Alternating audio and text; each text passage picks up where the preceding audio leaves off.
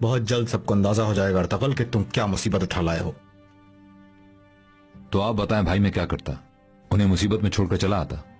تم دونوں خاموش ہو جاؤ اور قبیلے کے رواج کے مطابق مہمانداری کرو، پھر دیکھیں گے وقت کیا سامنے لاتا ہے.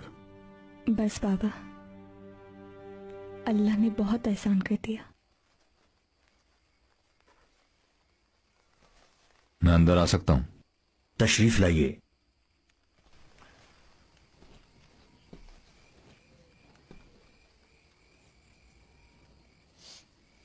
ٹھیک ہو جائیں گے یہ؟ شفا تو صرف تقدیر الہی ہے.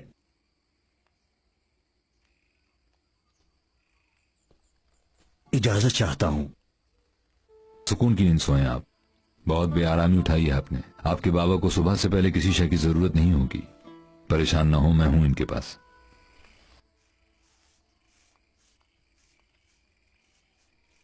حد کرتے ہیں آپ بھی. زخم ناسور بن چکا ہے اور آپ جھیل رہے ہیں خاموشی سے. جانے کتنے بڑے بڑے ناسور جھیل رہا ہوں آئمہ، اس معمولی زخم کی تکلیف تو کچھ بھی نہیں ان کے آگے. لیکن ایسے زخموں کا شروع میں ہی علاج کر لینا چاہیے، ورنہ بڑھ جاتے ہیں. گیدڑ پہاڑی گھاٹیوں میں رہا کرتے تھے، اب ہمارے ڈیرے میں بھی گھس آئے ہیں. میں کوئی معمولی سی بھی کمزوری ظاہر نہیں کرنا چاہتا ہے ماں، ورنہ گیدڑوں کو شیر بننے میں ذرا دیر نہیں لگے گی. اپنے زخموں پر کراہنے سے بہتر ہے کہ چپ چاپ درد برداشت کرتا رہوں تم سب کی خاطر. ارے تو آغا جان کو تو بتا دیتے کم سے کم. بتایا تھا ہائمہ، بتایا تھا. اس کی شفا کے لیے مرہم بنا رہے ہیں وہ. آج رات لا کر دیں گے خاموشی سے.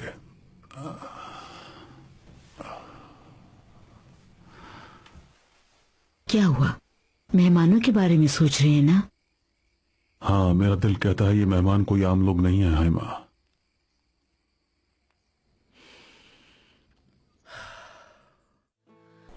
جو نہ زمین تک محدود نہ آسمان تک، جو ایک سچے مومن کے قلب میں جا گزیں، جو ایک ہے اور ایک ہی رہے گا، جو رحمان اور رحیم ہے اس اللہ کے نام سے شروع. دعا ہے کہ آسمان اور زمین کی وسطوں کے درمیان ہماری قوم، ہمارے قبیلے، ہمارے خاندان، ہمارا رزق، ہمارے بیٹے، ہماری بیٹیاں آزادی کے ساتھ، خوشحالی کے ساتھ پھلیں پھولیں. تمہارے بابا کرتویگر کے پاس مجھے ایلچی بنا کر بھیج رہے ہیں. دیکھنا کیا کرتا ہوں میں. دو صورتیں ہیں محترم، یا تو آگے بہت مشکلات آئیں گی، یا پھر ہمارے ایلچی کو روحانی قوتوں کی مدد حاصل ہوگی.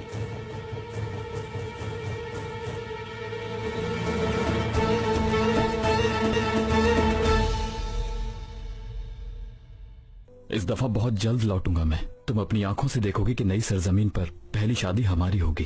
کس نے مارا انہیں؟ سلیمان شاہ کے فرزند ارطغرل نے.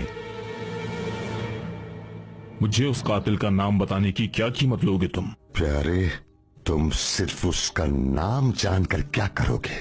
میں اسے تمہارے حوالے بھی کر سکتا ہوں. کیا ہوا اس بیچارے کو؟ اسی حال میں ملا ہے. شاید کہیں ٹکرا گیا ہوگا کسی شکاری سے بچ کر بھاگتے ہوئے. وہ شکاری میں ہی تھا غالباً.